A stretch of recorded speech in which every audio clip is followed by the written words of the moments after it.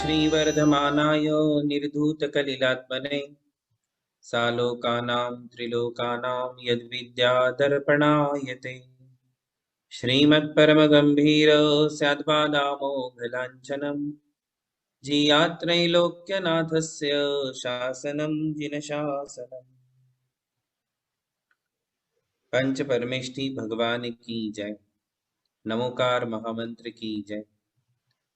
युगादि पुरुष प्रथम तीर्थंकर श्री आदिनाथ भगवान की जय। वर्तमान जिन शासन नायक श्री महावीर भगवान की जय। परम पूज्य आचार्य श्री मानतुंगाचार्य महाराज की जय। परम पूज्य आचार्य श्री शांति सागर जी महाराज की जय। परम पूज्य आचार्य गुरुवर प्रज्ञा श्रमण श्री देवनंदी जी महाराज की जय। श्रीमद् जैन धर्म की जय। परम पूज्य प्रातस्मरणीय गुरुवर श्री अमोक कीर्ति मुनि महाराज की जय। आज पांचवा काव्य है। तत्पूर्व हम पहले के चारों काव्य सब मिलकर के पढ़ेंगे। आप भी मेरे साथ पढ़ें। भक्तामर प्रणत मौलिमणि प्रभाणा मुद्योतकं दलित पापतमोवितानं सम्यक् प्रणम्य जिनपादयुगं युगादा वालम्बनं भवजले पततां जनानां यः संस्तुतः सकलवाङ्मयतत्त्वबोधा दुद्भूत बुद्धिपटुभिः सुरलोकनाथैः स्तोत्रैर्जगत्त्रितयचित्तहरैरुदारैः स्तोष्ये किलाहमपि तं प्रथमं जिनेन्द्रम् बुद्ध्या विनापि विबुधार्जितपादपीठ स्तोतुं समुद्यतमतिर्विगतत्रपोऽहम् बालं विहाय जलसंस्थितमिन्दुबिम्ब मन्यः क इच्छति जनः सहसा ग्रहीतुम्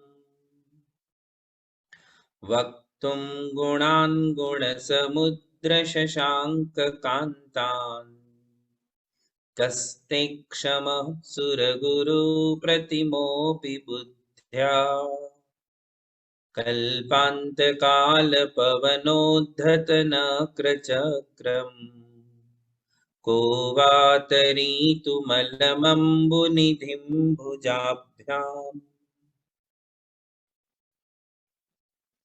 पांचवा काव्य है। हम सब मिलकर के शुद्ध उच्चारण करेंगे। मेरे पीछे एक जन बोलेगा सोहम सोहम तथापि तथापि तव तव भक्ति भक्ति वशान वशान मुनीश मुनीश मुनीश नी दीर्घ है मुनीश मुनीश कर्तुम कर्तुम कर्तुम उसमें बिंदी है कर्तुम कर्तुम स्तवम स्तवम विगत शक्तिरपि विगत शक्तिरपि प्रवृत्तः प्रवृत्तः प्रीत्यात्म प्रीत्यात्म वीर्य वीर्य मविचार्य मविचार्य मृगो मृगो मृगेन्द्रम। मृगेन्द्रम। इसमें दो दो पाठ मिलते हैं। कहीं मृगी मृगेन्द्रम है, कहीं मृगो मृगेन्द्रम है, किंतु संस्कृत टीकाकार मृगो मृगेन्द्रम ही कहते हैं, इसलिए सभी लोग मृगो मृगेन्द्रम ही कहे। मृगो मृगेन्द्रम मृगो मृगेन्द्रम। नाभ्येति नाभ्येति किम किम निज शिशोः निज शिशोः परिपालनार्थम परिपालनार्थम।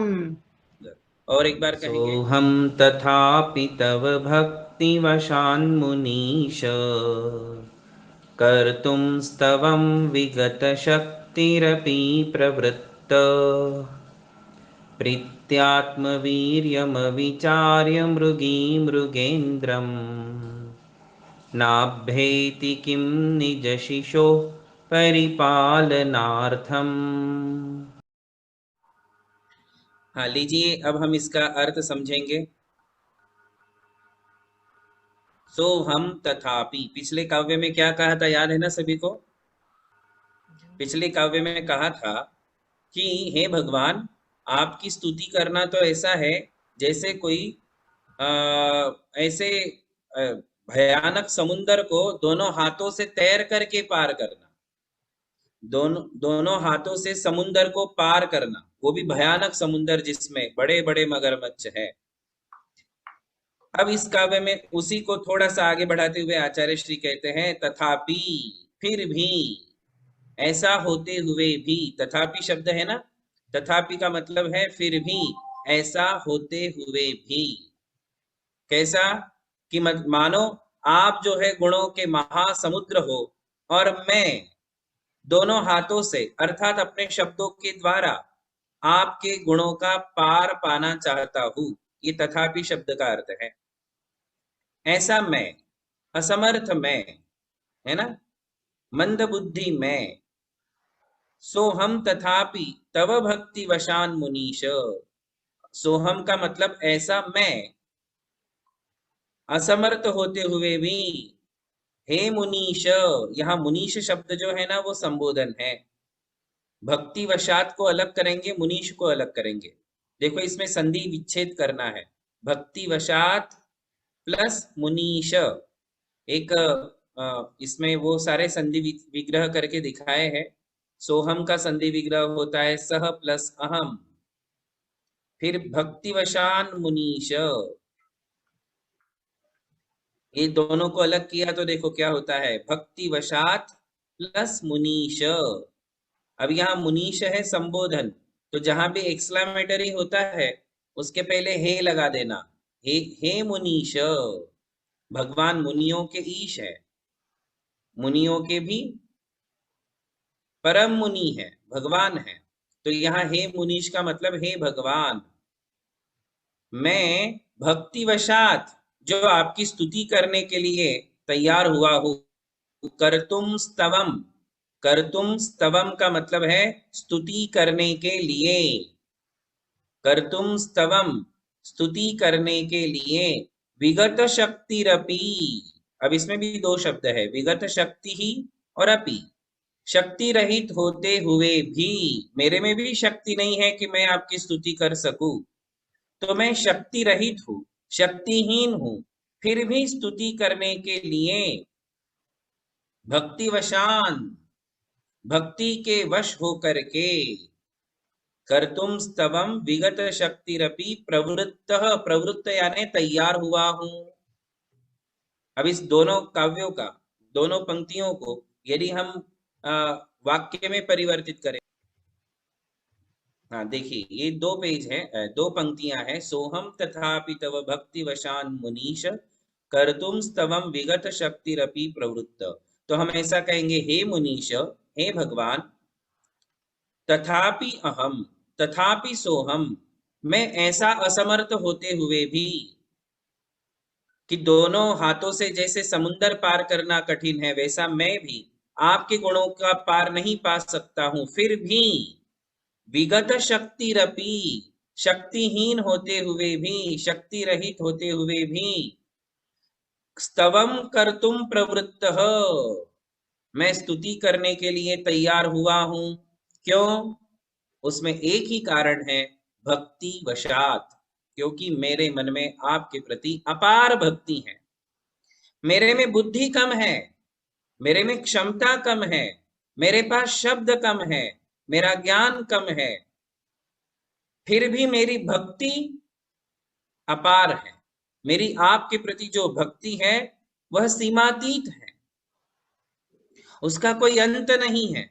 और उस भक्ति के कारण ही मैं आपकी स्तुति करने के लिए तैयार हुआ हूं। ये पहली दो पंक्तियों का अर्थ। फिर से एक बार समझ ले कि मैं तथापि यानी मैं असमर्थ होते हुए भी सह अहम, ऐसा मैं मान तुंगाचार्य, स्वयं के लिए कह रहे, अहम यानी मैं मान तुंगाचार्य, हे भगवान, आपकी विगत शक्तिरपि, शक्ति रहित होते हुए भी स्तवम कर्तुम प्रवृत्तः, स्तुति करने के लिए तैयार हुआ हूं। कारण एक ही है, भक्ति वशात, भक्ति के वश होने के कारण मैं भक्ति के वश हो गया हूं। भक्ति के वश हो जाना मतलब हम जिसके भी वश हो जाते हैं। किसी के वश होने का अर्थ पता है ना आपको? जब हम किसी के वश हो जाते हैं तो पूरे उसके हो जाते हैं, फिर वो जैसा हमारे लिए इशारा करे वैसा हम करते हैं। वश होने का तो यही अर्थ है। जब भी हम किसी के वश हो जाते हैं तो उसमें हम अपने आप को पूरा समर्पित कर देते हैं, सरेंडर कर देते हैं, और फिर अपना दिमाग नहीं लगाते। जिसके वश में है उसके दिमाग से हम अपनी गाड़ी चलाते हैं। ऐसे ही भक्ति है कि मैं भक्ति के अधीन हो चुका हूं और अब ये भक्ति मुझे रोकने में समर्थ नहीं है। ये भक्ति जो है उसके कारण मैं रुक नहीं सकता हूं, मैं आपकी स्तुति करके ही रहूंगा। कैसे? एग्जाम्पल दे रहे हैं, बहुत सुंदर एग्जाम्पल दे रहे हैं। तो वो कहते हैं कि प्रीत्यात्म वीर्यम अविचार्य, देखिए पेज की तरफ देखेंगे सभी, प्रीत्यात्म वीर्यम अविचार्य, अभी इसमें भी संधि विग्रह है, वो इसमें तीन शब्द एक हुए हैं, प्रीत्या आत्मवीर्यम अविचार्य, है ना, ये तीन शब्द है। इन तीनों का अर्थ है प्रीत्या यानी प्रीति के कारण, स्नेह के कारण, आत्मवीर्यम स्वयं की शक्ति को, आत्मवीर्यम यानी स्वयं की, वीर्य यानी शक्ति, आत्म यानी स्वयं, स्वयं की शक्ति को अविचार्य बिना विचार किए। अब इस पंक्ति का क्या अर्थ है? प्रीत्यात्म वीर्यम अविचार्य मृगो मृगेंद्रम, यहां मृग शब्द का अर्थ है हिरण, है ना, हिरण, हिरण सबको पता होगा, डियर बोलते उसको, मृगः डियर यानी हिरण। वह हिरण, यहाँ एक पिक्चर दिखा रहे हैं, एक सिनेरियो तैयार कर रहे हैं कि एक घनघोर जंगल है और जंगल में मृगेंद्र, मृगेंद्र का मतलब शेर है, सिंह है, हिरणों का राजा, मृगेंद्र यानी हिरणों का राजा, उसे सिंह कहते हैं। तो सिंह है और वो सिंह ने क्या किया है कि मृगः, हिरण जो है उसके शिशु, शिशु यानी बच्चा, उसके बच्चे की ओर सिंह लपक रहा है। तो तीन जने जंगल में हैं। यहाँ जो सीन दिखाया जा रहा है वो सीन ये है कि जंगल है, जंगल में शेर है, सिंह है, और एक तरफ हिरण है और हिरण के पास उसका शिशु है, या शिशु से वो थोड़ा दूर है हिरण। मृगी का मतलब तो हिरणी हो जाएगा स्त्रीलिंग, और मृगः यानी हिरण मेल फॉर्म में है, तो यहाँ मृगः दिया गया है, तो हम मृग ही पढ़ेंगे कि हिरण है और हिरण का एक बच्चा है, शिशु है, और एक तरफ है सिंह। सिंह ने हिरण के बच्चे को देखा और देख करके वो उसकी तरफ लपक रहा है उसे पकड़ने के लिए, उस हिरण के बच्चे को पकड़ने के लिए वह सिंह जो है उसकी ओर भाग रहा है। ऐसा एक सीन है। तो ऐसे समय में हिरण क्या करे? तो आचार्य कहते हैं यदि ऐसे समय हिरण वहां है तो वह प्रीत्या, प्रीत्या का मतलब है उस शिशु के प्रति उसका जो प्रेम है, स्नेह है, अगाध स्नेह होता है अपने बच्चे के प्रति, तो वो अपने बच्चे के प्रति जो प्रेम और स्नेह है उसके कारण प्रीत्या, उस प्रीति के कारण आत्मवीर्यम अविचार्य, अपनी शक्ति को भूल जाता है, अपनी शक्ति का विचार नहीं करता है।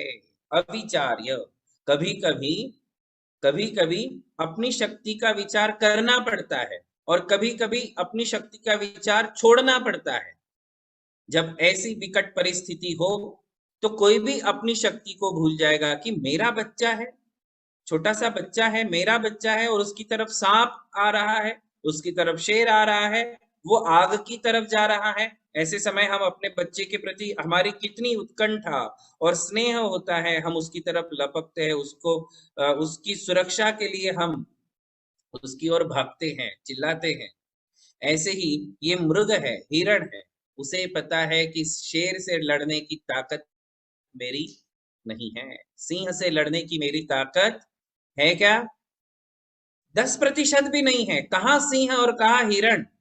किंतु फिर भी आत्मवीर्यम अविचार्य, अपनी स्वयं की शक्ति को भूल करके या उसका विचार न करके, प्रीत्या, उसके प्रति जो प्रीति है, स्नेह है, उसके कारण मृगेंद्रम किम न अभ्येति, मृगेंद्रम यानी सिंह को, सिंह के किम न अभ्येति, यह न प्लस अभ्येति, ये दो शब्द एक हुए हैं।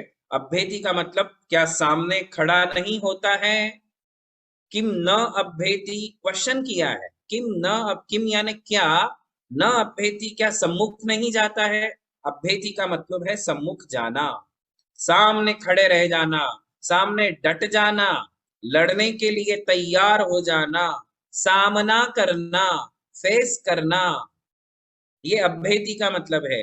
तो क्या निज शिशोः, अपने शिशु की परिपालनार्थम, रक्षा के लिए, निज शिशोः, अपने बच्चे की, निज यानी अपना, शिशु यानी बच्चा, अपने बच्चे की परिपालनार्थम, रक्षा के लिए, मृगः, हिरण, किम मृगेंद्रम न अभ्येति, क्या सिंह के सामने खड़ा नहीं हो जाता है, सिंह का सामना नहीं करता है, वो भी कैसे? आत्मवीर्यम अविचार्य, अपनी शक्ति को भूल करके।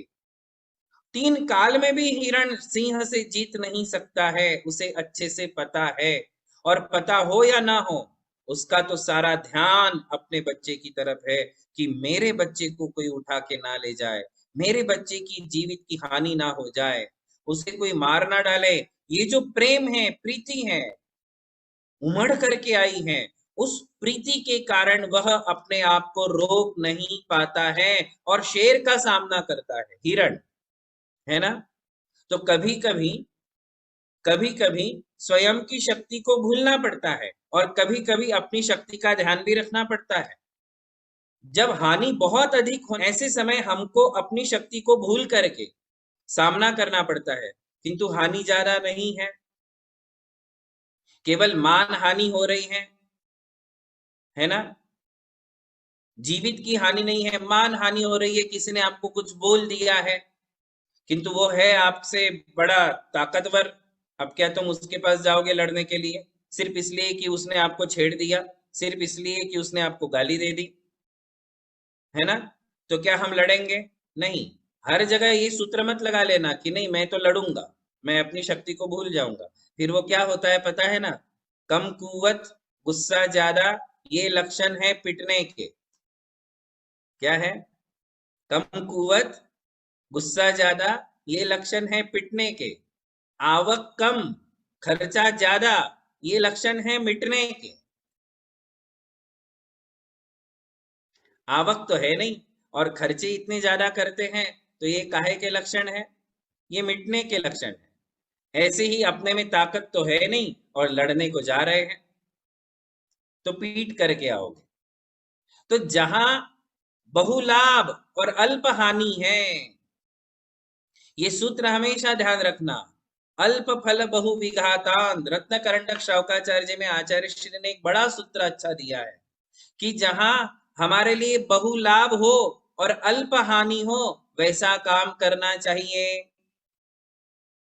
कभी भी यही सूत्र याद रखना चाहिए कि जिस काम में मुझे लाभ ज्यादा है, घाटा कम है, वो काम मैं करूंगा। अब ये सूत्र हमेशा सब जगह हम, किंतु जहां बहुत ज्यादा हानि है और छोटा सा लाभ होने वाला है, आत्म संतुष्टि के लिए हम करने जा रहे हैं, किंतु उसमें हमारा घाटा ही घाटा है, तो ऐसा काम नहीं करना चाहिए। यहाँ सीन ही अलग है। यहाँ तो अपने बच्चे की रक्षा करना है, और आप भी रहोगे तो आप भी यही करते कि आपका छोटा सा नन्हा सा बच्चा है, यूं तो आप सांप को देख करके डर जाते हो, सांप से 100 हाथ दूर रहते हो, किंतु कभी किसी माँ को अपने बच्चे की तरफ कोई सांप जाता हुआ नजर आएगा। तो हमारी वो बात चल रही थी कि हम अपनी शक्ति को भूल करके हमेशा नहीं चलते, किंतु जहाँ ऐसा प्रसंग आता है वहां हम अपनी शक्ति को भूल करके और फिर कार्य कर जाते हैं। यहाँ आचार्य श्री मानतुंग जी भी यही बात कह रहे हैं कि हे भगवान, आपकी भक्ति, आपकी स्तुति करने का सामर्थ्य मुझ में नहीं है, आपकी स्तुति मैं नहीं कर सकता हूं, फिर भी मैं स्तुति करने के लिए तैयार हुआ हूं, क्योंकि मेरे अंदर की भक्ति क्या है, मेरे अंदर की भक्ति जिसके कारण मैं अपने आप को रोक नहीं पा रहा हूं, ठीक उस हिरण की तरह जो अपनी शिशु की रक्षा के लिए सिंह के सामना करने के लिए अपने आप को रोक नहीं पाता है। यूं तो हिरण भाग जाते हैं, दूर भागते हैं, शेर की दहाड़ सुनते ही हिरण भाग जाते हैं, किंतु जब अपने बच्चे की रक्षा की बात है तो फिर वह सिंह का भी सामना कर लेता है। तो इस प्रकार इस काव्य में आचार्य श्री हमारे लिए कह रहे हैं कि भक्ति वशात, भक्ति के वश होकर के कभी कभी हम वो काम भी कर जाते हैं जो हमारी सामर्थ्य के बाहर है। क्या समझना है कि जब भक्ति अंदर होती है तो कभी कभी हम वो काम भी कर जाते हैं, और वास्तव में देखा जाए तो कभी तो हम अपने सामर्थ्य को समझ ही नहीं पाते हैं। आप लोगों के पास बहुत सामर्थ्य है भक्ति करने के लिए, आराधना करने के लिए, धर्म करने के लिए, दान देने के लिए, स्तुति करने के लिए, सामर्थ्य होते हुए भी हम अपने सामर्थ्य को पहचान नहीं पाते हैं कि मेरे अंदर कितना सामर्थ्य है, मैं कितना पराक्रमी हूं। ये बात हमें पता ही नहीं है, क्योंकि आज तक हमने अपने सामर्थ्य का उपयोग किया ही नहीं है। हम अपने सामर्थ्य का पूरा उपयोग कर ही नहीं पाते हैं। किंतु जब भक्ति अंदर से प्रेरित करती है तो हम सामर्थ्य और सामर्थ्य से बाहर काम कर जाते हैं। तो ऐसी भक्ति हमारे अंदर होनी चाहिए कि हम अपने सामर्थ्य का पूरा उपयोग करें। मानतुंगाचार्य जी तो कह रहे हैं कि मैं अपने सामर्थ्य से बाहर जाकर के काम कर रहा हूं, और मैं आपसे कह रहा हूं कि आप कम से कम अपने सामर्थ्य का पूरा उपयोग करो। सामर्थ्य के बाहर तो आप इस जीवन में जाओगे या नहीं पता नहीं। आप सभी लोग सामर्थ्य के अंदर ही काम करते हो। जितनी आपकी कैपेसिटी है, जितनी आप में कैपेबिलिटी है, उतना काम तो आज तक आपने किया ही नहीं है। यूं मत समझना कि मैं बहुत भक्ति में बाहर का काम कर लूंगा। ये तो मानतुंगाचार्य जी ने किया है। हमने आज तक ऐसा कुछ भी नहीं किया है जो हम अपने सामर्थ्य से बाहर कुछ कर गए हो। करना है ना, करना है। और वो कब हो सकता है? वो तभी हो सकता है जब अंदर से भक्ति हमारे लिए पुश करे। जब भक्ति पुश करती है तो फिर हम वैसा काम कर जाते हैं। धर्म स्नेही बंधुओं, बड़ा ही सुंदर काव्य है और बहुत ही अच्छा संदेश दे रहे हैं आचार्य श्री। इसमें बहुत ही अच्छा संदेश दे रहे हैं कि हमें भक्ति के क्षेत्र में, स्तुति के क्षेत्र में, आराधना के क्षेत्र में अपने सामर्थ्य का संपूर्ण उपयोग करना चाहिए। ये संदेश वो सामर्थ्य के बाहर करने की बात कह रहे हैं, हमें सामर्थ्य को पूर्ण उपयोग करने का एक संदेश दे रहे हैं। ठीक है ना? तो ऐसा ये 5वां काव्य है। हम सभी मिलकर के एक बार बोलेंगे। सोहम तथापि तव भक्ति वशान मुनीश, कर्तुं स्तवं विगत शक्तिरपि प्रवृत्तः, प्रीत्यात्मवीर्यमविचार्य मृगो मृगेन्द्रं, नाभ्येति किं निजशिशो परिपालनार्थम।